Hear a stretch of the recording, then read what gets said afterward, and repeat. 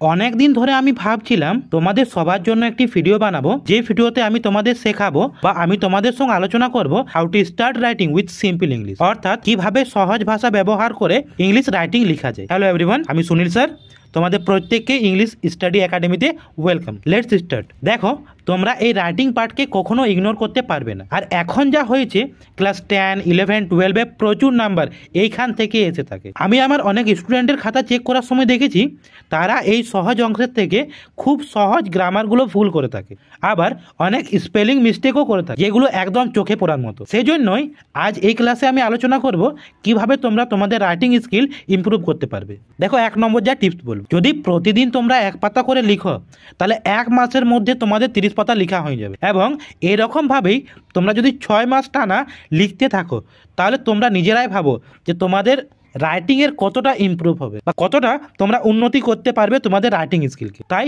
প্রথম যা বলি, তোমরা প্রতিদিন 1 পাতা করে লেখা শুরু করো। Next, keep your writing simple and short, or keep it short and simple.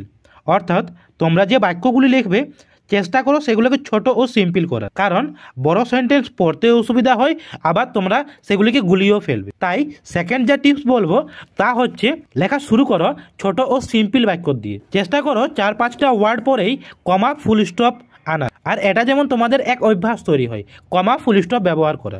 Next, যদি তোমরা প্রথম প্যারাগ্রাফ লিখছো, তাহলে বলবো পয়েন্ট ব্যবহার করো বা বুলেটও ব্যবহার করতে পারো। যেমন কি ফার্স্ট 1 লিখলে তারপর একটা সেন্টেন্স লিখো, বা বুলেট পয়েন্ট দিলে তারপর একটা সেন্টেন্স লিখো, দেন 2 লিখো, তারপর একটা সেন্টেন্স লেখো।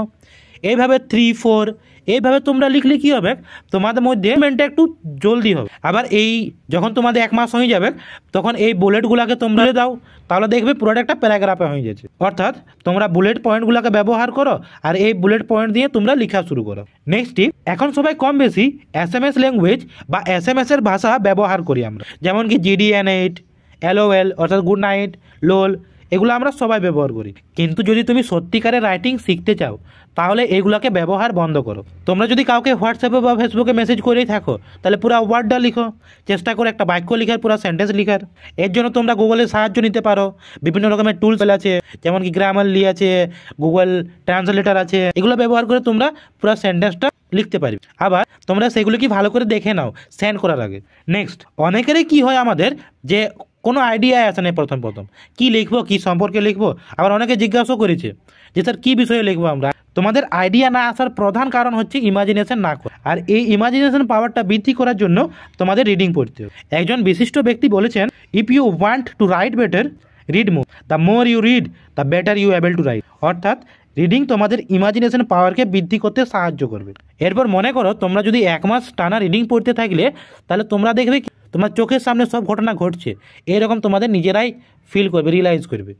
আর এই রিডিং পড়ার ক্ষেত্রে একটা গুরুত্বপূর্ণ ভূমিকা পালন করে নিউজ পেপারে তোমাদের যে কমন ভুলগুলো হয়, সেই ভুলগুলো দূর করতে সাহায্য করে। আর তাছাড়াও নিউজ পেপারটা সাধারণ মানুষ, স্টুডেন্ট সবার জন্যই লেখা হয়, সেই কারণে নিউজ পেপারে ইংলিশ ব্যবহার করা। So please read and right regular. Next, simple grammar ব্যবহার করো। যদি তোমরা সিম্পল সেন্টেন্সের মধ্য দিয়ে যা বলতে চাইছো তা অন্যকে লিখে প্রকাশ করতে পারো, দ্যাট ইজ সাফিসিয়েন্ট, এটাই যথেষ্ট।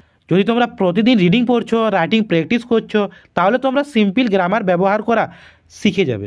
শর্ট সিম্পল কীভাবে লিখতে হয় সেটাও শিখে। তাই বন্ধুরা, think in English, read in English and write in English. আর শেষে যেটা বলবো, ইংলিশ রাইটিং শেখার কোনো শর্টকাট ট্রিক হয়। ইংলিশ একটা ল্যাঙ্গুয়েজ, একটা ভাষা, আর এমন কিছু নাই যে যার বেশি বুদ্ধি, যে বেশি ইন্টেলিজেন্ট, সে ভালো লিখতে পারে। তোমরাও লিখতে পারো যদি তোমরা এই টিপসগুলোকে ফলো করো, প্রতিদিন লেখা শুরু করো, তোমরাও নিজেদের যে রাইটিং স্কিল সেটাকে ইমপ্রুভ করতে পারবে। সম্পূর্ণ ভিডিওটা দেখার জন্য থ্যাংক ইউ। আরও এরকম ভিডিও পাওয়ার জন্য চ্যানেলের সঙ্গে থাকো।